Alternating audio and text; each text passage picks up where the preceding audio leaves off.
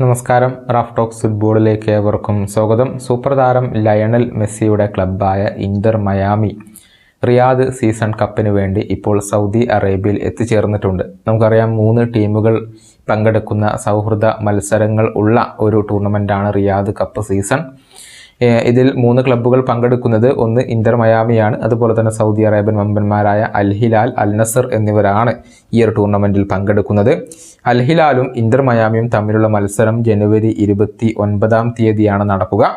ഫെബ്രുവരി 1 അൽ നസറും Inter മയാമിയും തമ്മിൽ ഏറ്റുമുട്ടുന്നുണ്ട്. ഇത്രയും മത്സരങ്ങളാണ് റിയാദ് സീസൺ കപ്പിൽ നടക്കുക.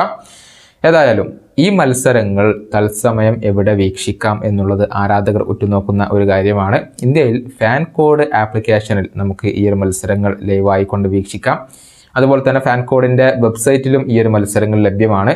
അതേസമയം സോണി നെറ്റ്വർക്കുകളിൽ ഇത് തത്സമയ സംപ്രേക്ഷണം ഉണ്ടാകും എന്നുള്ള റൂമറുകൾ വന്നിട്ടുണ്ട്.